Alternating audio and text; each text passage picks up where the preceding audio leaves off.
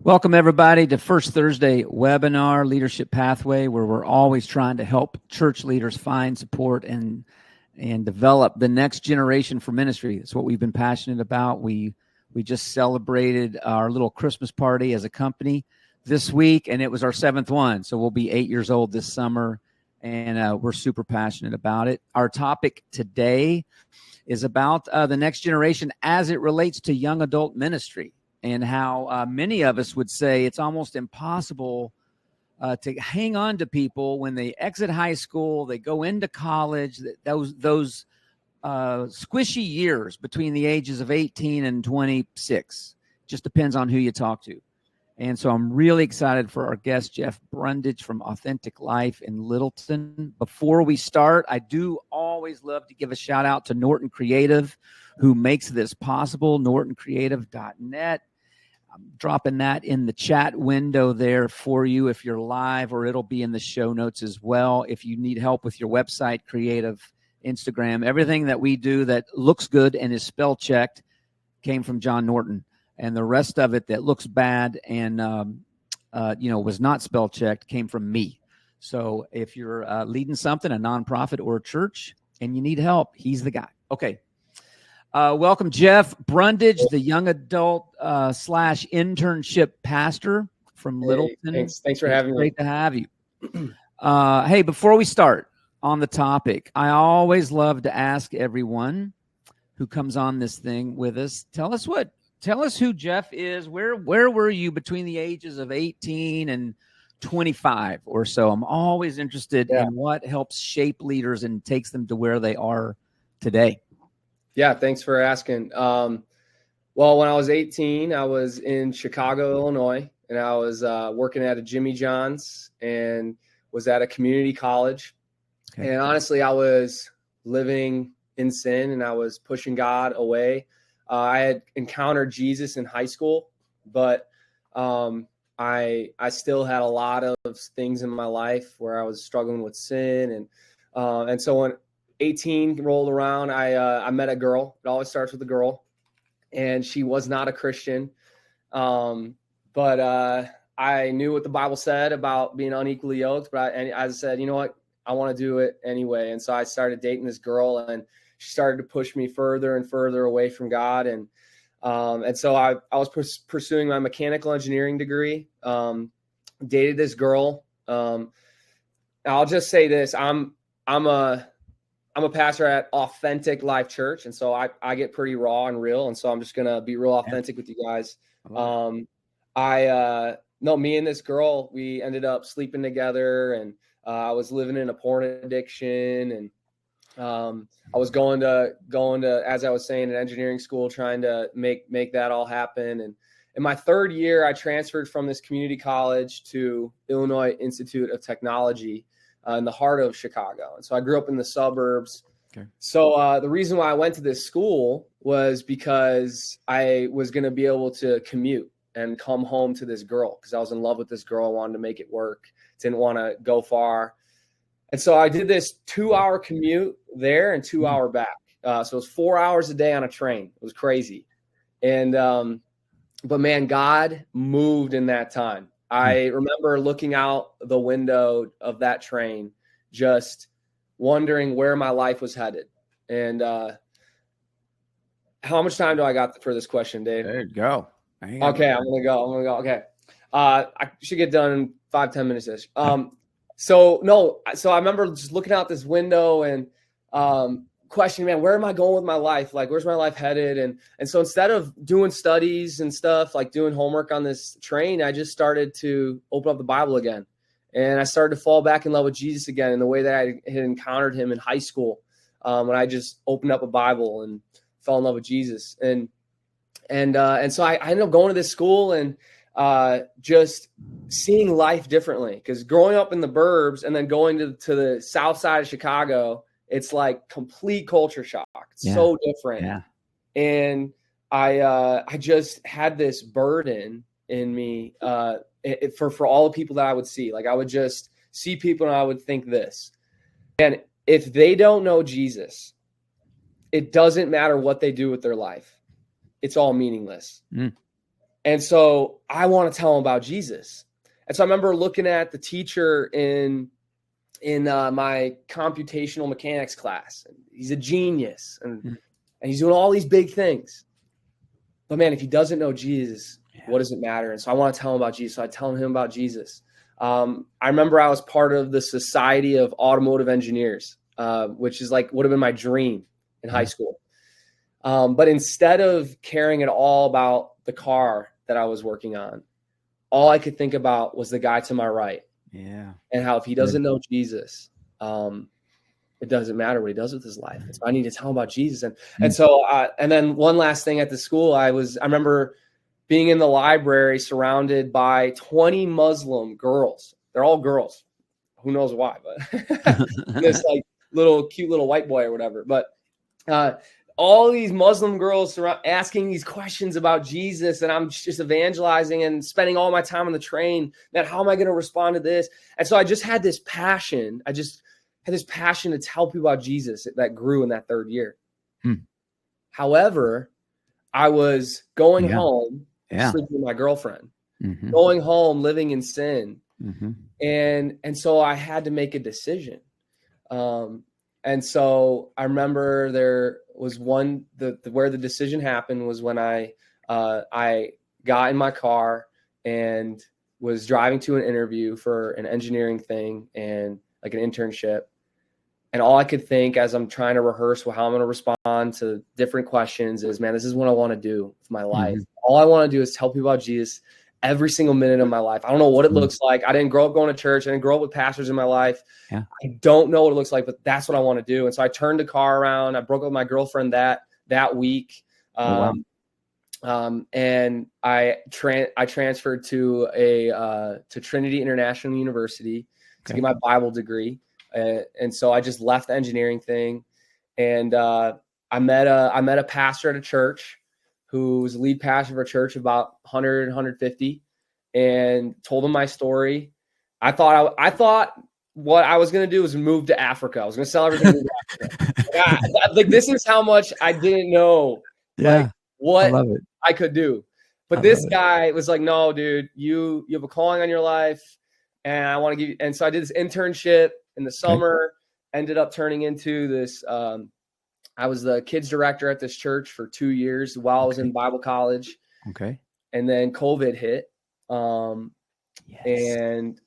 I was about to graduate. I'd worked so hard to have this job at this church full time, and they offered it to me.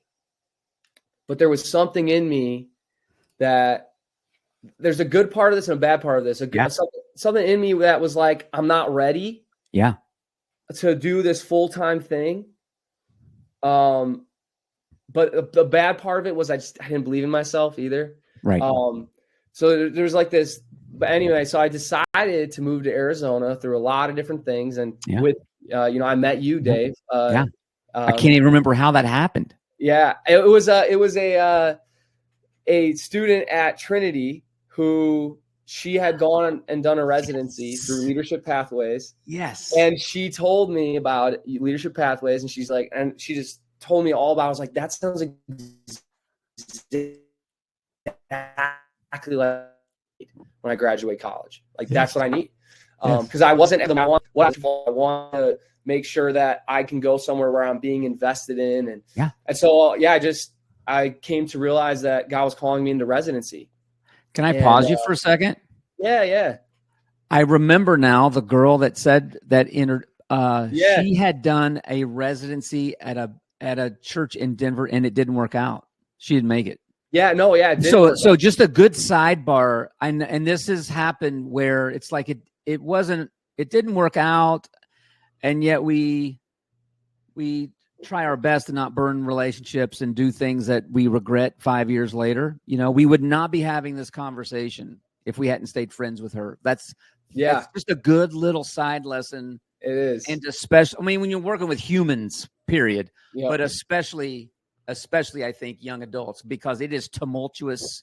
That 18 to 26-year-old run is a tumultuous run. Okay. So she says, click here. And so I interview with Leadership Pathways, and I decided to, through a lot of different things, it was you. This is what you said, Dave. You said, hey, if you want to do ministry and start a mountain biking ministry, this is the place to do it. And I'm this extreme sports guy. Never done mountain biking, but I was like into BMX and stuff. I was like, that sounds awesome. Yes. Like going to a mountain town and all that. So I just took this huge leap of faith, man. Packed up this 5x8 U-Haul, attached it to my little dinky Kia Rio. Yep. Amazed that I made it. I showed up and was committing myself to 2 years of this residency. But 6 months in, I landed a full-time job there as the family pastor, next gen pastor. Yeah. And man, I grew so much in the residency thing. Honestly, wish maybe the residency could get cut so short. Yeah. Kristen reminded me this morning. I'm like, hey, remind me about Jeb. She's like, yeah. They hired him full time, and then she kind of coached with you. Yeah. Oh yeah. Yeah. That went on. She coached through me with me for the 6 months, and then she continued to do it. Okay. Continued to do it, which was awesome, and that was extremely helpful. Those coaching times, and I actually stayed there for 2 years. But it wasn't the whole residency thing. But I stayed there for 2 years because that was what, in my mind, I was committed to. And I met my wife out there. Yes, that's right. 6 months after we got married, we felt like God was calling us to move through a lot of different things. And so we took this leap of faith. I put my 3 to 4 months in, as you do at a church, because you can't do that 2 weeks thing. And man, that was hard, leaving so many people that I loved, and so at this point I'm 25. Okay. I move, and so I land a job here in Colorado. It was so clear that God was calling us out here. We applied to 100 different churches in Phoenix, and because that's where we want to be. It's where Anastasia's family is. But we applied to 2 churches out here, and we came check out the church. It was just so clear. And so I'm now the pastor at Authentic Life Church. They hired me for young adults, for an internship program, to be over an internship program, and sports. So they had no internship program, no sports ministry, and the young adults ministry was basically non-existent. It was really, really small. And so they hired me full time to basically start these 2 things and grow this one thing, the young adult thing. Now, let me pause you. I remember when Sean on our team said, Brundy, he always called you Brundy. I don't know if other people do. Brundy I get that. Brundy got a job at a church for young adult ministry. I'm like, how big of it? He said, they're like 500. Yep. And you know what I said, Jeff? What? Churches of 500 don't have young adult pastors. No. There's no such thing as young adults at a normal, I would call that a normal church. This isn't a church of 10,000. With an auditorium dedicated to and a staff. This is a normal church. And this is, we're 14 minutes in. That, in fact, your story ought to be 3 episodes. That was amazing. But this is why I'm fascinated to speak with you. And this is why I predict people are going to hear this and they're going to send it to their friends. Because for 20 years, I've run around and helped churches in a variety of ways. And we do what some people might call a SWOT analysis, or 4 helpful list: right, wrong, confused, and missing. Every time, Jeff. I mean, there might have been one time in one church, but it has to be dozens, if not hundreds of times, missing young adults. And you know what? I'm in front of the elders or the leadership team, just listening to them. What's right, wrong, confused. And every time I would say, you know what, guys, no church. And there's like 12 churches that have young adults, and they're the biggest, most awesome places. And we all know them. Someday we'll get there, but don't beat yourself up over that, because no churches have young adults until this story. Yeah. All right. Yeah. This is why this is super, I'm passionate about it, because Leadership Pathway, we would say, where are you going to find a resident? You're going to find them probably in one of the dozen interns that have been there the last couple of. Where are you going to find interns? Well, maybe from your you don't have we got to go look for these people, right? Mm-hmm. So definitely having having dozens of young adults leads to internships, that's why I'm passionate about this topic. Yeah. But I'm also passionate to hear how this worked when you walked in the door at a church of 500 as the young adults person, and how many young adults were there? I walked in, there was maybe a fluctuation between 18 to 15 that showed up. It was basically a small group. A small group. Yeah. And now we're averaging anywhere from 90 to 100 every week. We've hit 130 once. Okay. And it's just a thriving ministry. And it happened in 2 years. So in 2 years. Okay. Yeah. So if you're live with us, you can drop your question in the chat window and I'll ask Jeff. I don't know if he can even see the chat window or not.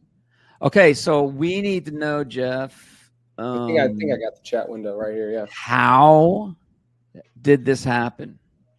Yeah. So I showed up. I think number one, my church hired before growth. They hired for growth rather than waiting for us to grow and then saying, okay, now we need a young adults pastor. Okay. No, instead they said, we need a thriving young adults ministry. We believe in it so much. And so we're going to hire a full-time guy to do it. Okay.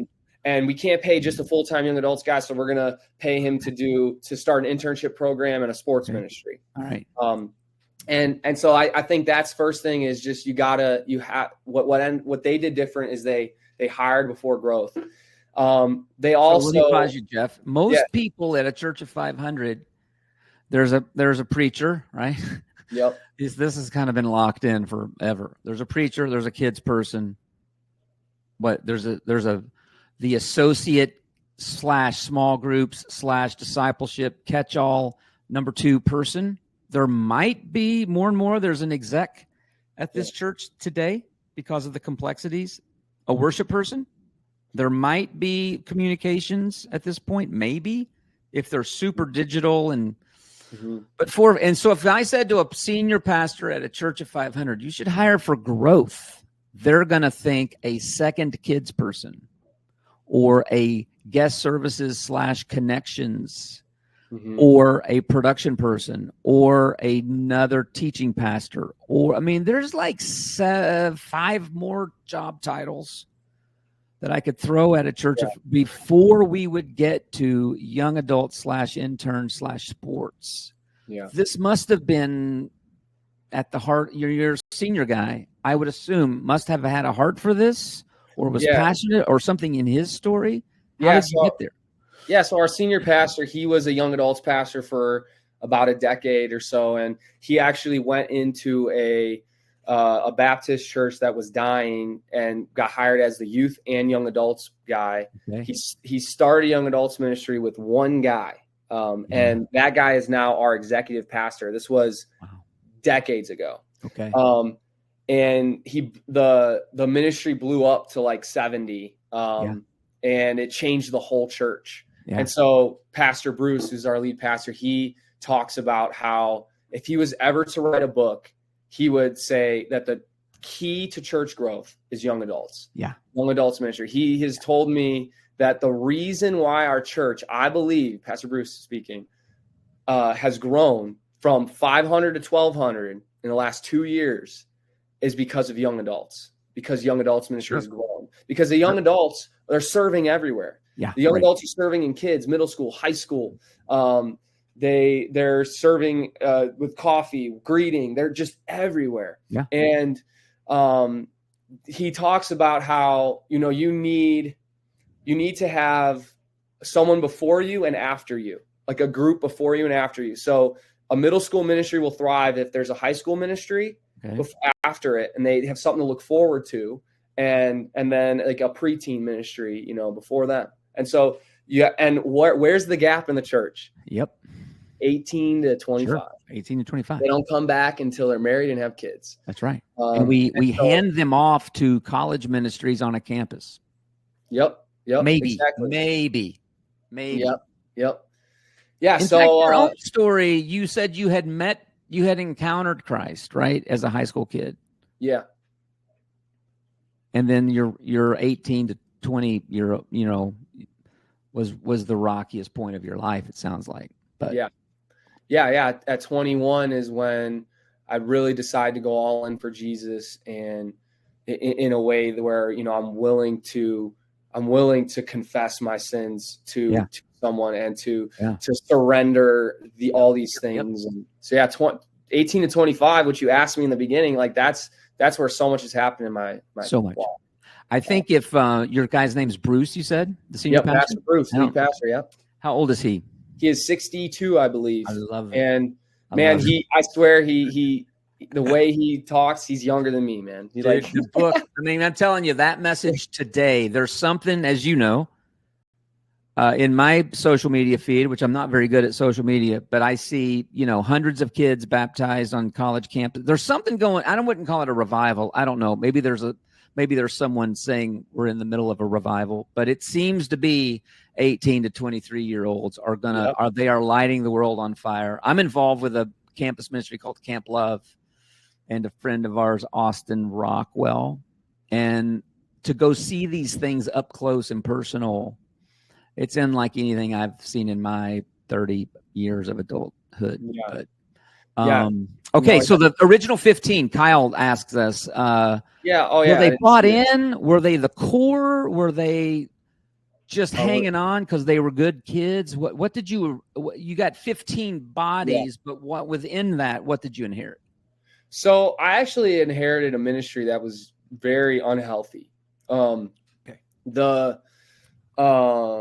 These 8 to 15, they a new person would walk in, and there was this closed circle. Yes. They wouldn't feel welcomed. Yep. Because man, these people, they've been there for years. And this is our thing. And they didn't go away to college. No, they didn't go away to college. So they're from this. So I mean, if you grew up around a church at all, you have experienced this. I am thinking back to experiences that I had in very similar situations as an 18 to 22-year-old walking into these things. It was the weird. No, let me not say weird. Hopefully we'll edit that out. It was just, the ingrown in-house, nothing wrong with it. But it's like trying to break into a very tight, small group. It is not a program with an outward focus. No. Yeah. Okay. And so what I ended up doing is I ended up saying, we are actually, because this is how the ministry is, we're going to become known as one of the most welcoming, loving, and caring, inviting young adult groups in the Denver metro area. How did you do that, though, let's just call it a dozen, since it's 8 to 15. I usually just call that 12 where I come from. How did you do that with 12 circled up Christians? So what I ended up doing, I think a lot of young adult ministries, the mindset on how and actually on how they do grow and what's different from ours, from most young adult ministries, a lot of them grow because there's a lot of people at smaller churches that come to this young adults thing because they don't have a young adults thing at their smaller church. So they go to this bigger church. And so it's not grown by evangelism, most young adults ministries that are from big, big churches. Right. But we grew from evangelism. I went to Arapahoe Community College, which is 8 minutes down the road from where our church is. The philosophy that our church had before this was to reach CCU students, which is a Christian college here. Sure. And so let's reach them. But the problem with that is they got so much community. They have chapel. They have and we're 20 minutes from them. We have CCU students that come, but that's not our target audience, is what I decided. Yeah. What we ran after was these community college kids who, man, think about it. You go to community college, you only go for class. Jeff, this is why I wanted to know what you did. This is why I always want to know. Yeah. Because this is you sitting on a train, reading the Bible, looking around going, if these people, if they don't know Jesus, it's meaningless. Yep. Fast forward. Now this is what's going to grow this ministry. Yeah, I know. If I'm making a movie about it, that would be the flashback to you looking at your professors thinking, without Jesus, this engineering stuff is meaningless. It's your evangelistic heart in that moment. And now God's got that fully deployed at this college campus. Yeah. And so God put on my heart. I bought 200 donuts, went to Arapahoe Community College. I set up a table and I yelled out, "Free donuts." Jeff, you didn't wait. You mean I thought I needed $1 million of moving lights and a killer band? Nah, I spent $50 at Walmart. and people are going to start dropping off now. They're like, I can't do this. And so I invited, and this is what I said when I was leaving. It was right after a staff meeting. I said, "Hey, if there's one person that comes to young adults tonight because of this, it's worth it." Okay. I invited 200 people. Okay. I'm not kidding you. There were a few that I told them about Jesus. They took a bite of this thing. They said, "What is this for?" I take a bite. I tell them, I'm inviting people to my church. They spit out like, "No, I'm out." And so there was actually like a lot of hostility. There was a lot of people that did not even want to hear anything I had to say. But there were maybe 10 people that said that they would come. One person came. I won't say her name, but she changed our ministry. Okay. Pause for a second. So I'm always interested in metrics and funnels, right? Yeah. So you were in front of thousands. You talked to a couple of hundred. 10 gave you a verbal. So if we're drawing a funnel, one showed up. That was the one. One showed up. And what's crazy is she was praying that she was living in sin. She had gone to youth group, and then she was living in sin, doing her own thing. But then she started feeling this tug for the last 2 weeks up to this time where I invited her. And she prayed this prayer in her car: "God, I want to sign. I want to go to church, but I don't know where to go." Yeah. And then that day she had a craving for a donut. She's like a fitness junkie. She's not into donuts usually. Yeah. But she was craving a donut. She sees me and she says, "That guy's probably selling something I don't want, but I want a donut, so I'm going." And so she goes. And so it was just cool to hear both sides how God was moving. She came that night, and she gave her life to Jesus. She got baptized. She had, and then a year later, guess what? She was one of my first interns, because I run an internship program here as well. She's one of the first interns. She was going to ACC every single week, doing exactly what I did, inviting people. I mean, this girl must have brought in like 80 different people through our ministry. Yeah. And so nothing against the original 12, right? But you ruined what they had going, man. Yeah, no, I did. And half of them left, half of them stayed. Half of them are still here. It's 2.5 years later. Half of them.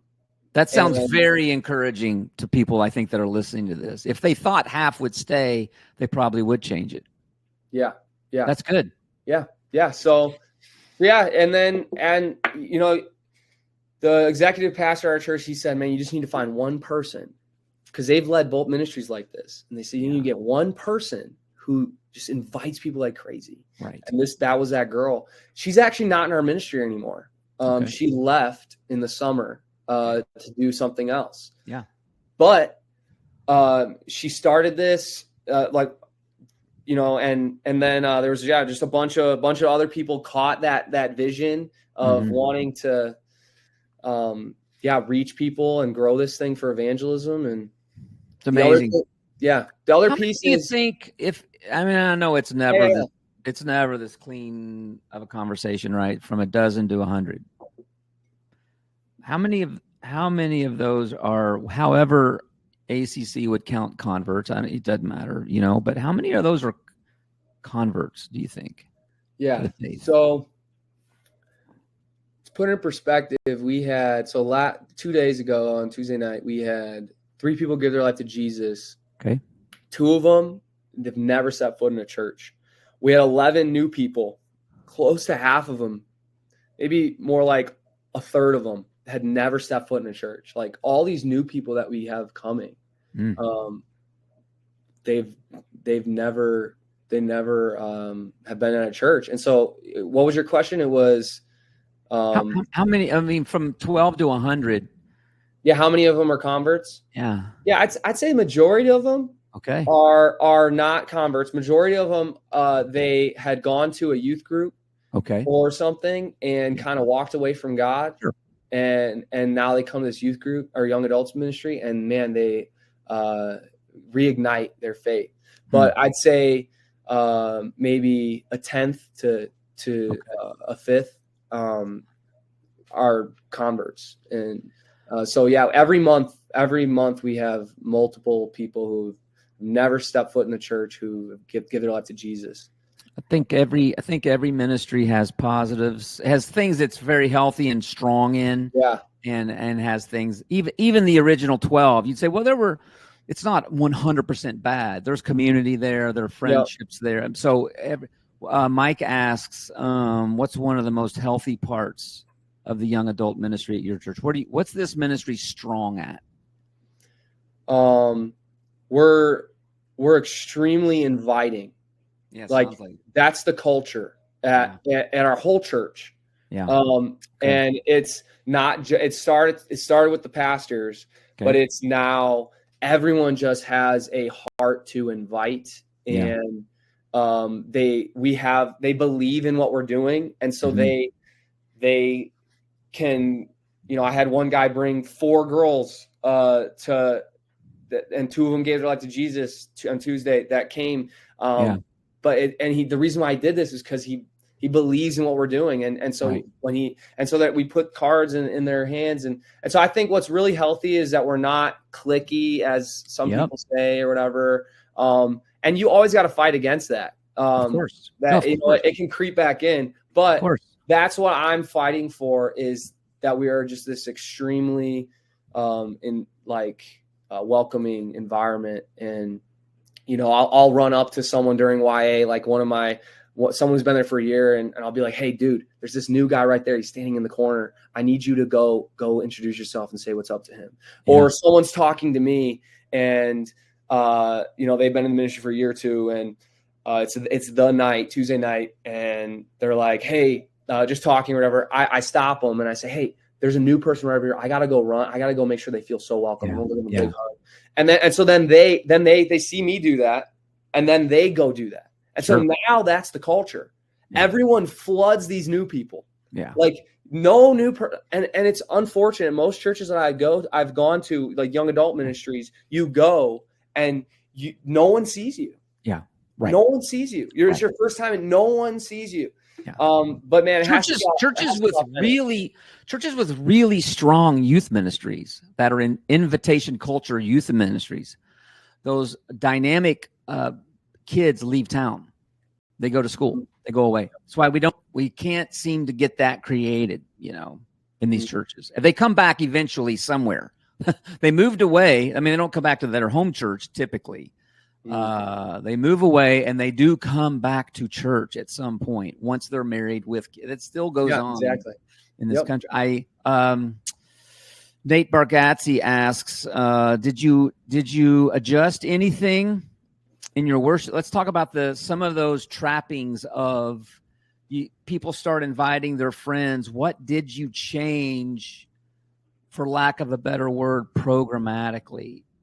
Most of us start there and obsess there, which is why it doesn't work. We start with the band and the environment and the Tuesday night at 7 or whatever it is. But what did you eventually have to change when people start showing up? Well, I'll just say what's very different about our ministry than most young adults ministries is so Tuesday night is very much a service.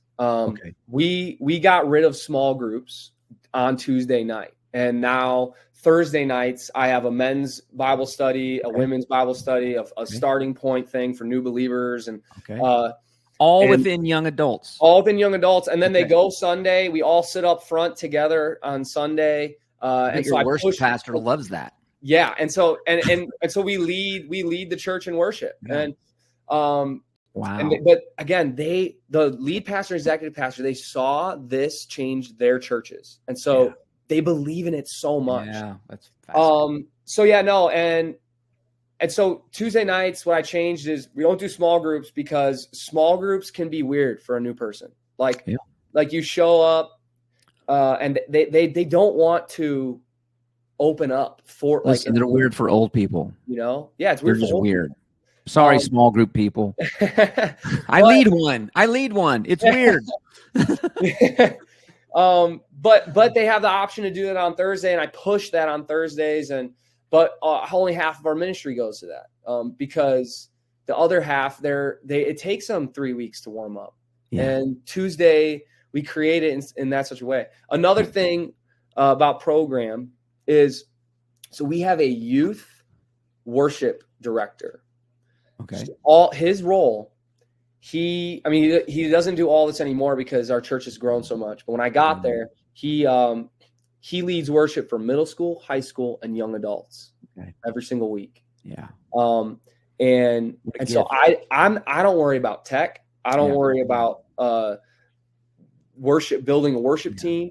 Yeah. Now I do, but it's with this guy and someone who's getting paid on staff to do that.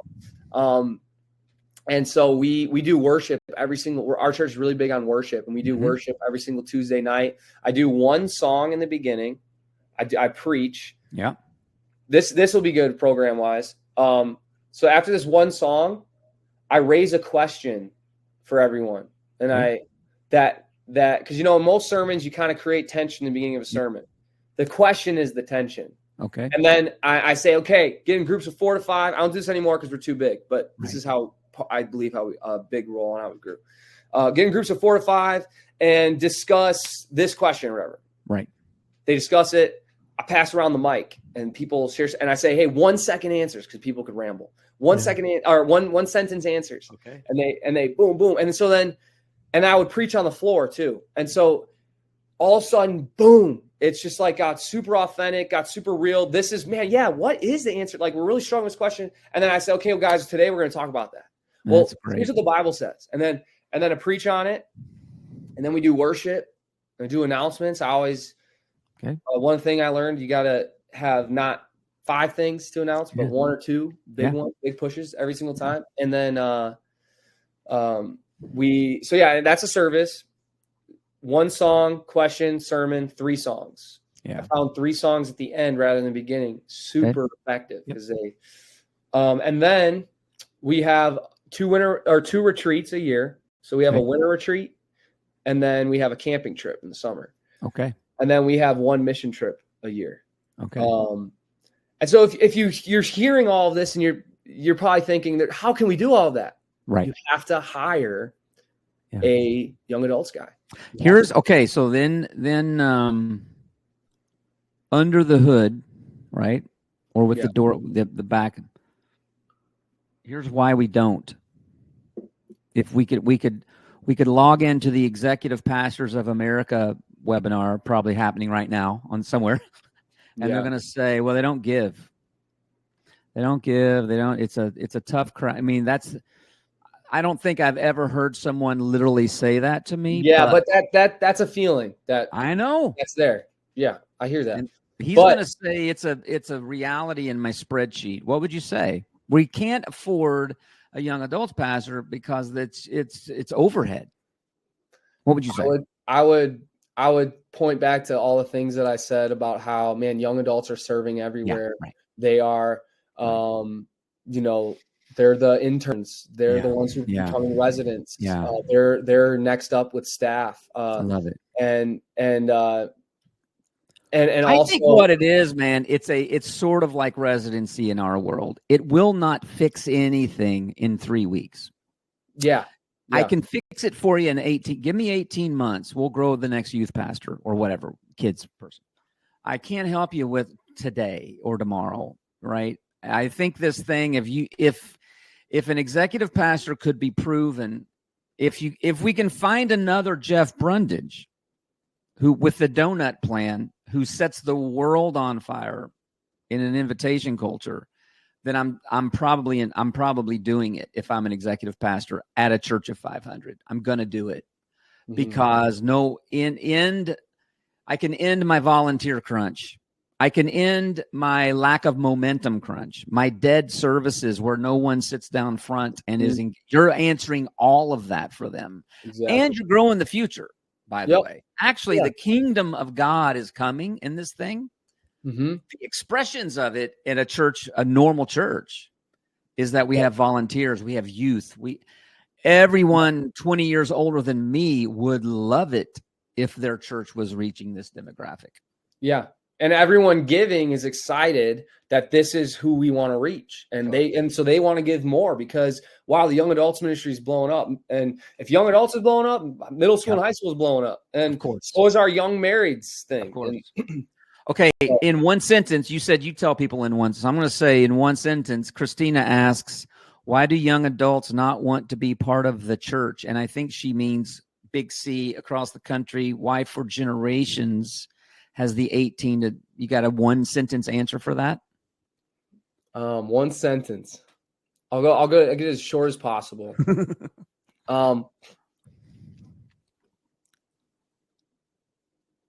I believe that, how do I say this? Young adults, I think we need to raise the bar for young adults. Yeah. I think that young adults want to hear the hard truth. I agree. I think a lot of churches are still on this message as come as you are, which is true. Come as you are.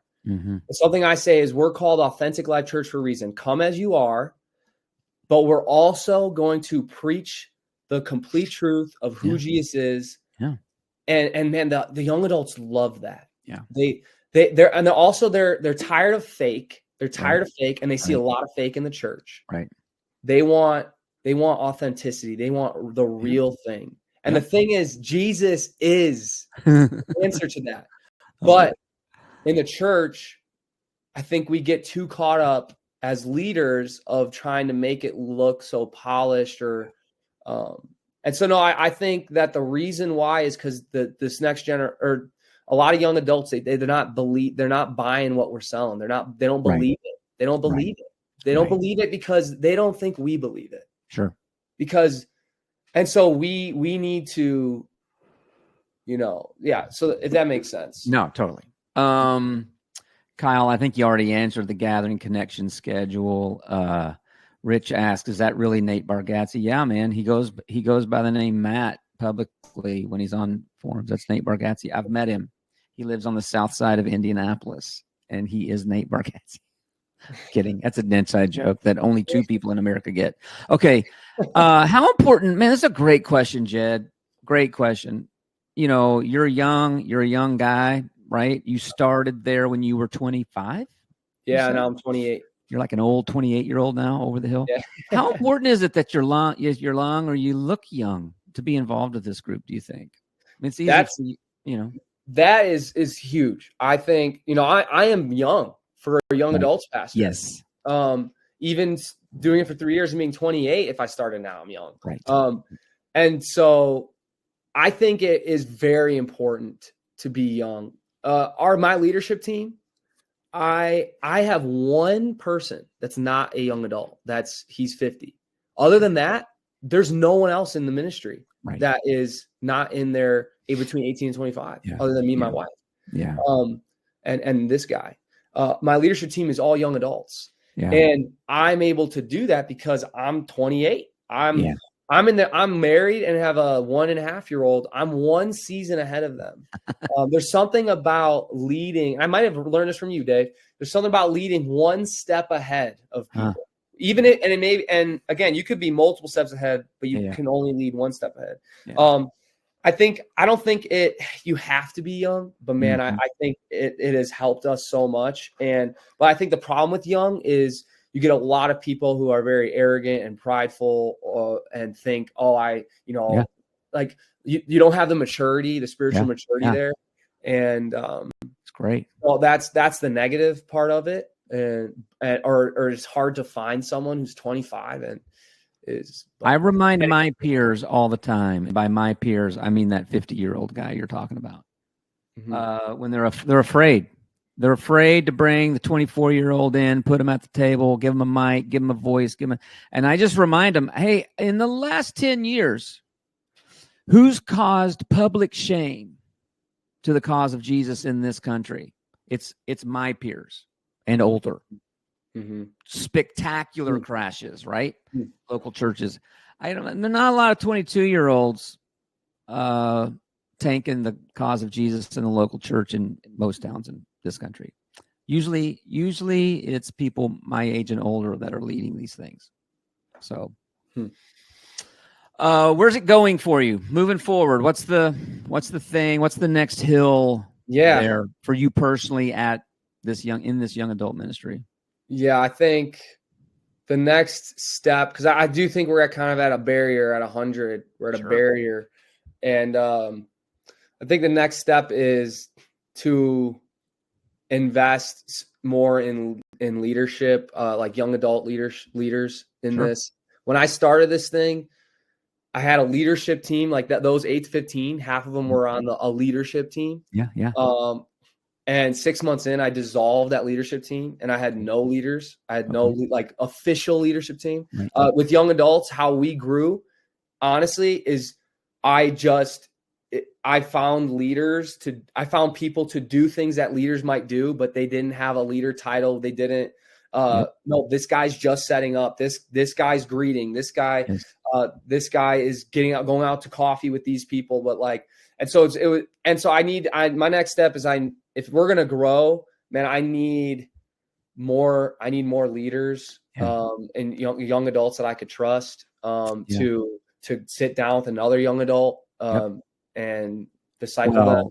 You know this because you went to Moody and probably had a class on it, and you've learned about it since then. But a person running around with 100, one dynamic person who can run around with about 100 people with an exciting, that's the great majority of churches. They're not exciting, but it's one person with 85 or 100 people, right?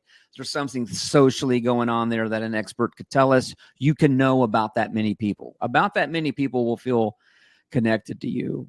But if you're back on here in a year or two and your story is, and then somehow there were 200 and then 3, it's because there are little versions of you that you've replicated, and you have to give this, you get the chance to give this thing away at this point. Exactly. The lid on. And Littleton, listen, it's not about just the fact that it went from 12 to 100. It's the fact that the kingdom of God comes in people's lives. Yep. Amen. And then they go infect the kingdom of God when it comes in young adults, or when it comes in anybody. They go and they affect their world. Mm-hmm. And that's what we want to have happen. Yep. So, absolutely. Dude, this is so good. Okay, I'm going to wrap it there. We're 50 minutes in. Thanks, everybody. Yeah. Man, this has been great. It's so good to reconnect with you. Yeah. Jeff and I, we exchanged like half a text on this thing. And I'm like, we're just going to hit record, and we're going to talk about this, and it's going to be great. It's kind of the way these things always are. So I appreciate you being here. It. Yeah, of course, man. And I appreciate you so much for, you've helped me so much in so many ways. And so I just love having you in my life, and thanks for the time. Yeah, man. If you're, I'm going to drop in the show notes here. If you're ready, for your next step and how to do internships and residencies, and you need some help in that, that's what we do. You can hit that link there. If you want to find Jeff, how do they find you for a specific question about what you're doing? Yeah. So, you guys could, or I'll put my, my phone number in here, my email. Seriously, feel free to call me or email me. I would love to talk. I'm this 28-year-old kid, doesn't know really what I'm doing. But I'll share my experience with you. And feel free to call me or email me. I love it. So how can I do that, Dave? Just put in this comment right here? Yeah, I think you can just drop it in there. I think. All right, perfect. What do I know? I'll make sure it's in the show notes too on the other platforms. So, all right. Thanks again, everyone. Thanks for being here. See you next time. Thanks, Jeff. Appreciate you and what you're doing. Of course. Thank you so much, Dave. Take care. Bye-bye. Bye.